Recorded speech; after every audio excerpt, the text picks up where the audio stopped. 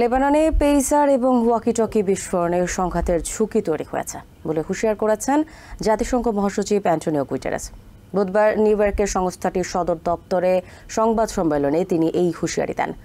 বেসামরিক নাগরিকদের ব্যবহৃত যন্ত্রকে যুদ্ধাস্ত্রে পরিণত না করার আহ্বান জানান জাতিসংঘ মহাসচিব। গাজায় দ্রুত যুদ্ধবিরতি কার্যকরের মাধ্যমে প্যালেস্টাইনের নাগরিকদের কর্তৃত্ব প্রতিষ্ঠার আহ্বান জানান তিনি। একই সাথে দ্বিরাষ্ট্রনীতি কার্যকরের পূর্ব শর্ত হিসেবে দখলকৃত ওয়েস্ট ব্যাংক এবং ইস্ট জেরুজালেমেও প্যালেস্টাইনিয়ানদের নিয়ন্ত্রণে দেওয়ার পক্ষে মত দেন তিনি।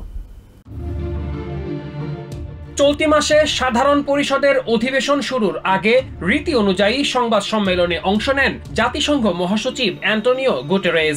বিশ্বের বিভিন্ন প্রান্তের নানা বিষয় নিয়ে সাংবাদিকদের প্রশ্নের জবাব দেন তিনি। এ সময় মঙ্গল ও বুধবার লেবাননে পেইজার ও ওয়াকিটকি বিস্ফোরণের বিষয়ে তিনি বলেন, এ ধরনের ঘটনা চরম উত্তেজনাকর এবং সংঘাত তৈরির ঝুঁকি সৃষ্টি করেছে। বেসামরিক নাগরিকদের ব্যবহৃত ডিভাইসকে এমনভাবে যুদ্ধাস্ত্রে পরিণত না করার আহ্বান জানান গুটেরেস। দ্রুত গাজায় চলমান যুদ্ধ বন্ধ করে সেখানে প্যালেস্টিনিয়ানদের কর্তৃত্ব প্রতিষ্ঠার আহ্বান জানান জাতিসংঘ মহাসচিব। তিনি বলেন, গাজায় যা ঘটছে তা মেনে নেওয়া কঠিন।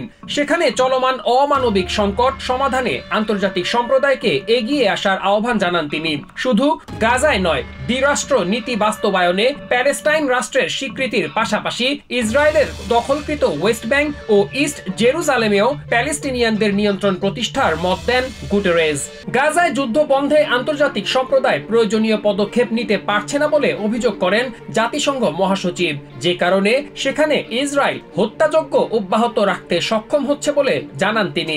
জাতিসংঘ মহাসচিব হলেও তার ক্ষমতা খুবই সীমিত বলে দুঃখ প্রকাশ করেন গুটেরেস। তিনি বলেন, ক্ষমতা ও প্রভাবের পাশাপাশি সংস্থাটি চরম অর্থ সংকটে ভুগছে।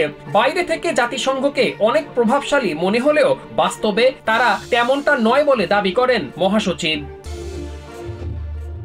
Masum Hasan, TVN 24 news desk. New York থেকে সম্প্রচারিত TVN 24 টেলিভিশন বিশ্বজুড়ে বাঙালির কণ্ঠস্বর।